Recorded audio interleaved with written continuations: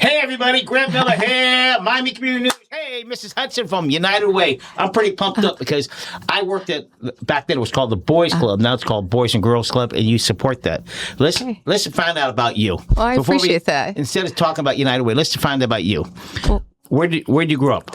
Well, first of all, Grant, I am so excited to be here. I was actually born and raised in a little town called Huntsville, Alabama. I was born and raised there. Wait. That means you're an Alabama fan. Well, there's Alabama and Auburn, but I am an Alabama fan. I'm a big Saban fan. Oh my gosh. Yeah. Okay, so you grew up in Alabama. Right. For what age? Well, you know what? I was there up through college. I was raised by a single mom, raising 5 kids on her own. But I was there. And where were you in the bracket? I was actually next to the youngest, so I got very little attention. By the way, I was the 4th boy. Oh my gosh! Yes, I was 4 years younger. The other one, bam, bam, bam. So I had no attention. So I understand. So you understand? No, I'm very lighthearted, but I will tell you, great mom. Worked very hard. She worked at an automotive company in Huntsville. Back then, the automotive industry was pretty big in our town, and so she worked there as a junior accountant. Very small salary, raising 5 kids. So I had a chance to go to college. That's her unpaid job. That is her. That's 2 full-time jobs. Right. The day job and then also raising the kids. All right. So elementary. What's the name of the school? Oh, wow. Rolling Hills. Who was your favorite teacher? Miss Ferguson was one of the best teachers. Okay, back then it was junior high. Oh, yeah. Middle school. We call it middle school. Mrs. Davis. High school. Oh, God. Mr. Comer. What college did you go to? Oh, I went to Alabama A&M. It was a historical black college in Huntsville. Everybody knows that. It's a great school. HEB. Yeah. Right? Favorite college? Oh my gosh. Teacher, I mean. Oh, my favorite teacher. Mr. Lawson. Mr. Lawson. Did you go to school after that? I did. So I worked for 5 years. I wanted to get some good experience. And worked for 5 years, worked at a dog food plant. It was my very first job. I had 5 offers coming out of college, chose to work at a dog food plant in Atlanta, Georgia to get some management experience. I lived near the airport in a small town called Riverside. One of my son who moved from Atlanta he was in Atlanta for 7 years. He loved Atlanta. It's a great place. It was a great place during that time, and decided to work for a few years, and then I moved to Chicago, got recruited to go work at a pretty big consumer goods company called Kraft Foods. So Kraft has now evolved over time, but worked at Kraft Foods as a junior accountant, and then I decided to get my MBA, so I went to Harvard Business School. Is that near Tufts? It is. Yeah, it's right nearby there. Yeah, it is. MIT, all of those schools are in the same zone. Yes. Did you have a favorite professor there? Oh my gosh! Oh, name 2. Everybody loves Dr. Porter. Dr. Porter, big strategist. He was one of my favorites, and then Mary Beth Cantor. She's pretty well known in terms of HR, organizational development, and also Professor Thomas. He was one of my favorites as well. See, we could talk just about people that help you move forward. Yeah. Okay, so you end up coming to Miami, Florida. Well, actually, Miami was actually 6 moves later. It's interesting. I was talking to my 7-year-old son last night, and we were just saying where I was from. School in Miami? No, he actually goes to school actually in Fort Lauderdale. So I should say South Florida because we live in Broward, but I work in Miami. But Miami's like my home as well. It's all years ago. There was a dividing line. Yes. Not anymore. Everybody's working together. The World Cup brought people together. That's right. Super Bowl brings people. World Baseball now. Before it was a dividing line. It's not a dividing line. It's all connected. It's all connected. Doesn't feel that way sometimes on the commute, but it is all connected. Right. But Miami came about, or South Florida came about after living in London. So I lived abroad for a couple of years, and my husband and I decided to start a new chapter in South Florida. When I left business school, I ultimately ended up in healthcare. So I worked for a series of medical technology companies out of Chicago, and wonderful opportunities for me and my family. was head of global marketing for a firm. I launched new products for patients that are dealing with chronic conditions. And that ultimately led me to London. I was recruited to work at a medical technology company in London. Spent 2 years there, helped take the company public when it was one of the largest IPOs in the history of London for a med tech company. And then we looked at each other. We were in our flat one day and said, what's next for us? Slow down. Yes. For us, people that live in the U.S., flat? Well, I'm being kind of fancy here, Grant. Right. An apartment. Okay. So we're in our apartment and just decided that we wanted to come back to the States. Do you have kids there? No. So our son, Garrett, was actually born in Florida. And so we ended up moving to South Florida, and then we had Garrett. I took some time off from work to really rediscover myself and really think about what the next chapter could look like. Spent many years helping a lot of wonderful patients dealing with their own medical conditions, and through the technologies that I launched, and really decided that my next road of impact would be in my very own community. And that's when I discovered nonprofit life. It is a life. Okay, let's talk about United Way. Everybody gets a little confused about United Way. Before we go into details what's happening, explain what United Way does. Well, first of all, United Way has been around our community for more than 100 years. So we are one of the largest social service organizations across South Florida. Very proud of our work. There are 4 areas that we really focus on.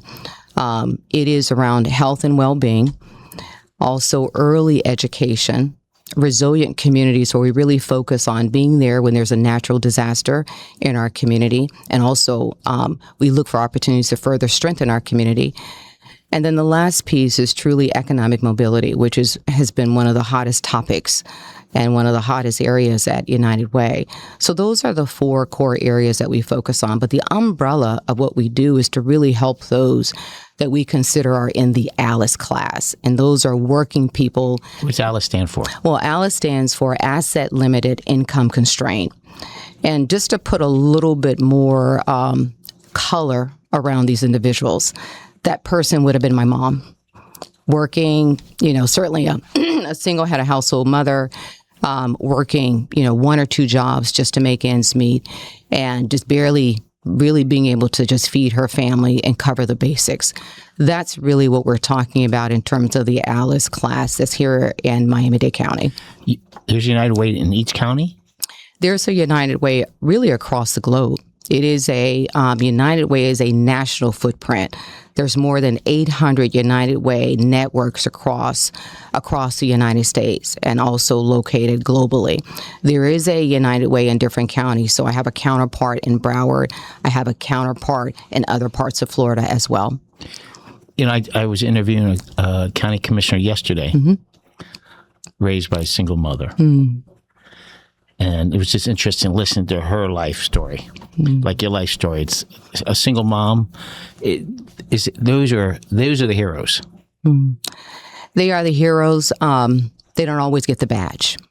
That's correct. The badge that they get is knowing that they were there for their children, that they were doing the best they can to ensure that they had the resources.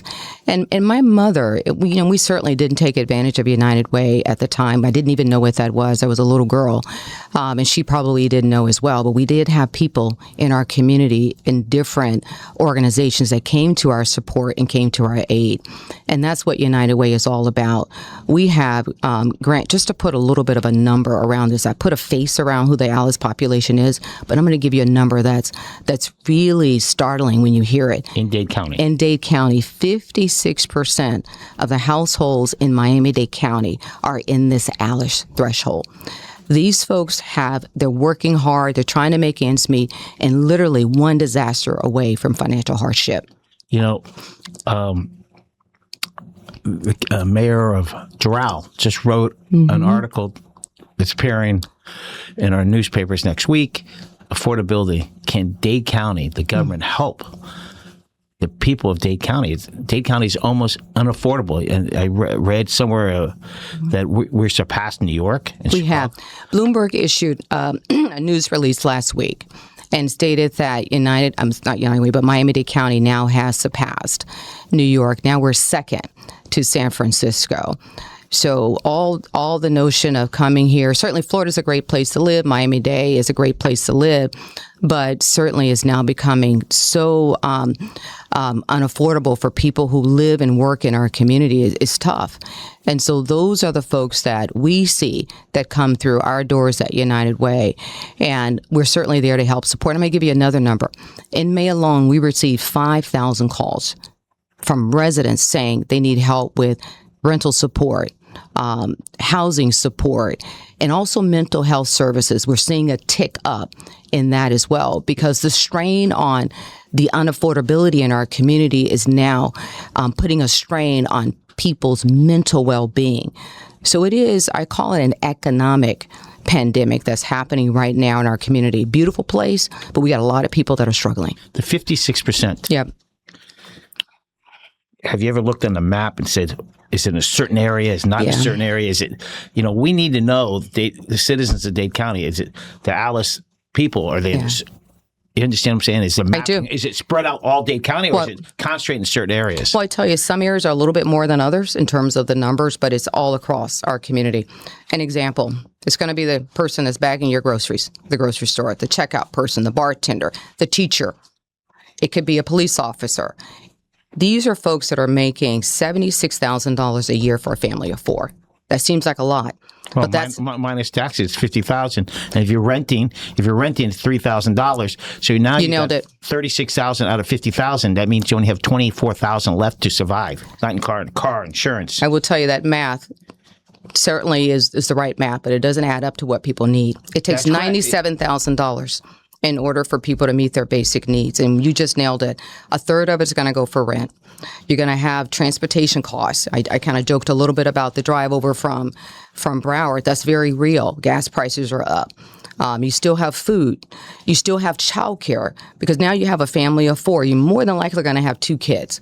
So now you have to think about paying for childcare costs. And childcare costs is up close to 18% just from last year alone. We figured at 76,000. 76. That you can't live here. You speak about childcare. The system's kind of broken.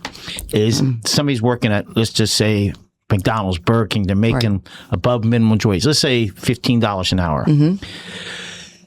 And if they make more, the subsidized for a childcare goes away. That's exactly right. That's a cliff. Now you're a prisoner. Do you get a promotion, lose your childcare, so you can't survive? You want to get a promotion, but who's going to pay for the child care? Well, those are the trade-offs that people are making every day. And they're tough. They're tough because the folks that are in this category, I just want to make sure, too, we understand they don't qualify for assistance. And you just nailed it. That was a great example of how if you start to rise in terms of your income, there are certain benefits that you start to lose. And then you're having the force to make a trade-off decision. Do I keep working or do I stop working because now I can't afford to even work to put my child into some form of daycare? But just bringing it back to United Way, because I think it's really important. I don't want to paint a picture that's so doom and gloom. That's one of the reasons why United Way is here. Being one of the largest, we have a responsibility. As all those things that I named across what we do, I'm going to give you an example. Early education is very critical and very important to us. We have a high quality, nationally recognized early education model. High quality, low cost for individuals that are working in this category that need to have support, but more importantly, they need to put their child in a high quality program. We offer that. We have a school right next to our Anson Center on our campus. We also have 19 sites on Coral Way. Five. I call it five corners. Oh, five corners, yes. There's 5 streets. There are. And we also have 19 sites in the community. So we do offer solutions. Certainly there's certainly complex problems, but United Way there is to do our part in offering solutions to help the Alice population in our community. You have this thing called the Blueprint for Impact? Oh, we do. Well, let's talk about it. The first part is the Alice, right? That's that's our report card. 56% of Miami-Dade households are in this. So we're going to use that as our measuring stick. The Blueprint is actually our action plan on how we're going to reduce that number. The action plan comes with specific tactics. It comes with investments into other partners in the community that's going to help us attack that number. It's also tied to bold goals that we've set for ourselves. So our scorecard, action plans, all the culmination of that is what we call our blueprint. So I'm going to split that out for you because there's two pieces here. There is the first part is the areas that we lead in, all the things that I just talked about. We lead in financial stability work under our economic mobility programs like Upskill. We also help veterans. That's a really big population for us. Most people don't know that. Well, I will tell you, we've been doing it for a very long time. The program actually started in Broward, and this is the beauty of working as partners across the aisle. They started it in Broward. We were able to adopt it, and now we are a full-fledged mission united organization that's helping our veterans in our community. So those are the areas that we lead in. We're very proud of early education. The second part of that blueprint, this is going to be the funding aspect of 48 different partners in the community to help us carry out all our work across 84 programs. Grant, we are investing $36.5 million. That's $7 million over the next 5 years to help us carry out this blueprint. Wow. So that's the work that we're doing. Excuse me. United Way, how's it funded? Well, actually, that's a really great question. We are so grateful. We have a wonderful group of community partners to really help us carry out this work. We do employee campaigns. We are tied to close to 80 employers throughout Miami-Dade County that support the work that we do. We also do get grant funding through family foundations, general foundations. We also have a federal grant that helps support our early educational work. And we also have individual donors that believe in the mission, they believe in the work, and they believe in what we're trying to do to help lift up Miami-Dade County. How long have you been in this position? 4 years. I celebrated 4 years in August. Celebrate. Okay. Yeah, celebrate. We know. Your next job could be a singer. Okay. Where has it been and where are you going, United Way? Because Miami, I say Miami, not South Florida, Miami is only as strong as the bottom. The 56%, right? 56%. Of the Alice group. If it gets weaker or gets bigger, that's right. If it gets bigger, Miami will tumble. The base of Miami is the most important. So I agree. What's United Way moving forward? You've been 4 years. You got a couple more years. Yeah. What are you going to do different? Well, actually, I have more than a couple of years. So hopefully the board. A couple of years to me is more than a couple of years. I'm going to work 30 more years. Oh my gosh! There we go. There you go. Years. All right. But I would say, I want to go back to something you said because that foundation, I call it the foundation. The folks that I describe are the foundation, the heart, what I consider the heartbeat of the city. Those are the folks that are helping keeping things run, along with a lot of great people, but I don't want to forget them. We are continuing to strengthen that. I will be more than satisfied when we're able to cut that 56% in half and make it even lower. So we're doubling down on that. That's why that blueprint is important. We got 5 years to really drive those numbers down. I mean, we're not satisfied. We don't want it to take 5 years, but that's our commitment to making sure that we are measuring our progress over 5 years. So that's really what the heart of what we're focused on is. We have bold goals within that blueprint. We want to give access to 25,000 people for healthcare related services. We want to put 5,000 people to work in stable jobs. We want to give access to teachers and administrators in helping them build up their early education training and experience. So those are really the bold goals that we're leaning more in on. So that's really our roadmap for the future. You said something interesting about mental health, but I'm going to address that. Yeah. During COVID, mental health it was okay. Before COVID, you couldn't talk that you had problems. You just got to keep them to yourself. Mental health has come out, and has to be, the stress of a single mom, even a couple. That's right. Mental stress must be brutal. And what is United Way? It's brutal. Well, I will tell you, when we did this blueprint report, or when we first created this, it came with a lot of homework research. We've talked to a number of experts. So we didn't just do this inside of United Way. We had several volunteers and a lot of people that helped us create this.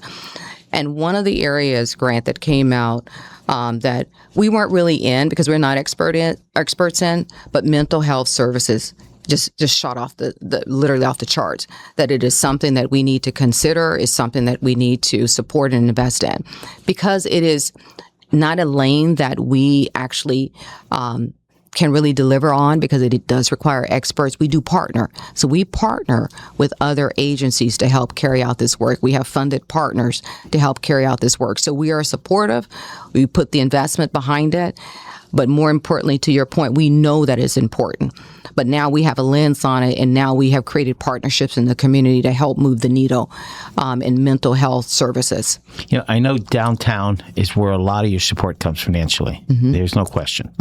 But again, we have to, that Alice group, we have to fix it or improve it to make Miami-Dade County the best place to live, work, play, worship, and learn. But we have to work as a team. We do. To build the bottom, the base of our community. And that's one of the challenges you have. Well, we do. But I will tell you, as long as we have great supporters, our donors, and we create the level of awareness that we all want to be part of this ecosystem.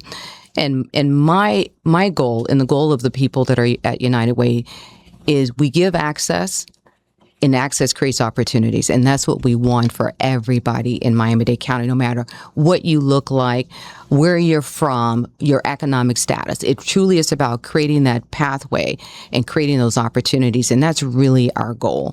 And so as long as we keep that as our North Star, as our mantra, I think we're going to all be able to get to it together. But the key thing is that we're all trying to do it together. Build United Way, or build Miami-Dade County together. Because it's not just United Way. It's a bunch of partners that we work with to help us carry this out. Trying to carry a lot of partners. Yes. You brought up San Francisco. Yeah. What challenges do they have? Oh, wow. Compared to us. Oh, my gosh. Well, I would tell you this. Certainly I've never lived there, but I visited there.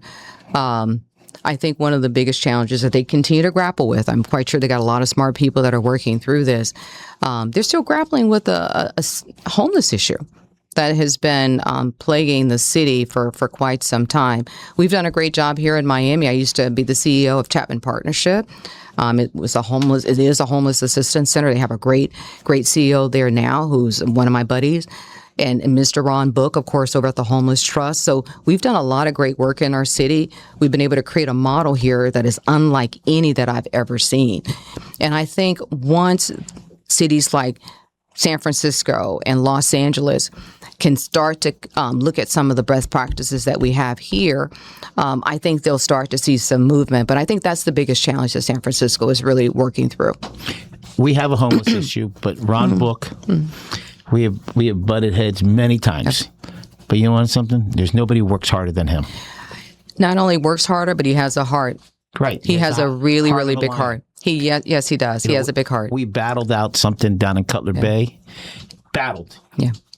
Difference is I have more ink in the pen than he does. But everybody worked out. They took over a hotel, and it was a win-win for everybody. Cutler Bay's happy. The Homeless Trust is happy, but the Homeless Trust is so important in Dade County. It's very important. And I think, and I know some of the wording here, I think for me, it's not quite the level of issues that we've seen in other communities. When you see numbers that are one too many, we know is a challenge. But those numbers are literally a decimal point compared to some of the other cities. And given the size of Miami, it could have been far worse. But having the systems that we have in place, the right leadership, I think that has truly made a difference in our community. So again, it could have been far worse, but I will tell you, I think the city is doing a great job in managing the current homeless situation. Absolutely. These people, the Alice group, a lot of them are in a crisis. Mm-hmm. We don't know about it. Mm-hmm. It could be the person driving next to us. It could be the person on the bus. It could be the person on the Metro rail. Mm-hmm. It could be driving the car. They're in a crisis. So how do you help them mentally? I mean, it's tough because I don't want help. I could do it myself. Well, it's a tough world out there. So it's a tough. Well, it's a tough world. I will say, I don't quite think it's a crisis state. I think what we're dealing with is a gap between the basics and what they're making. And I think that a lot of them have been able to survive. But the key thing for us, we don't want them to just survive. We want them to thrive. And so that's why we have 2-in-1 services. That's why I talked about the 5,000 calls that we've gotten in May alone. In 1 month. In 1 month, they have access to United Way. 5,000 calls. 5,000 calls That's in 1 Monday month. through Sunday or Monday through Friday? 24/7. So that line, that 211 line is open 24/7. So in a given month time, 1,300 calls a day. we have great staff that are answering those phones and listening, but more importantly, helping. And so we are here when there is a crisis. Certainly they can call. We would have seen probably far more calls than 5,000 if every person in this class viewed their situation as a crisis. The good news is that we are a great resource. And we know where some of the opportunities are. And that's why we've doubled down on some of the support that we give. Financial stability support has been one of the biggest areas that people are seeking. You know, the housing, the rental, all that falls under our financial stability support. So a couple of things that we do, Grant. We will get the call, but we also will bring them in and help manage their case with them. So, for example, if they can't pay their rent, we provide some type of rental assistance. And then what we do, we get into a coaching program. Well, let's talk about your budget. Let's talk about your rental payments. Are there options for you to go somewhere where it's a little bit more affordable? Let's talk about your debt situation. Let's figure out how we can get you your credit score. So we go through very intensive coaching, and people are signing up and they're seeing a big difference in their lives. That's so important. Like some people don't know FPL. You got a problem? They'll work with you. Absolutely. People don't know that. And that's why United Way will help them go, this is what you need to do. Right. And we're there. We believe in being a partner because at the end of the day, you have to set the goal. We're there to help you meet your goal. And it truly is a partnership with that family, with that resident. And the good news, Grant, is that when we bring them into the fold, they have access to all the services. So if they have a child and they say, well, I'm struggling to find a early education program. Well, United Way offers that. I'm struggling to find a job.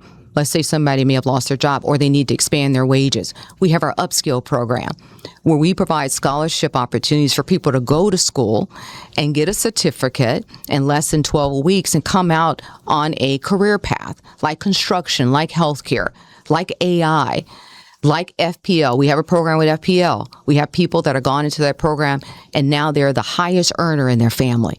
You know, there's a program at Miami-Dade. It happens to be with Kendall Lexus, Kendall Toyota. You take this class. Yes. And Kendall Toyota, Kendall Lexus will train you. As soon as you graduate, you got a job.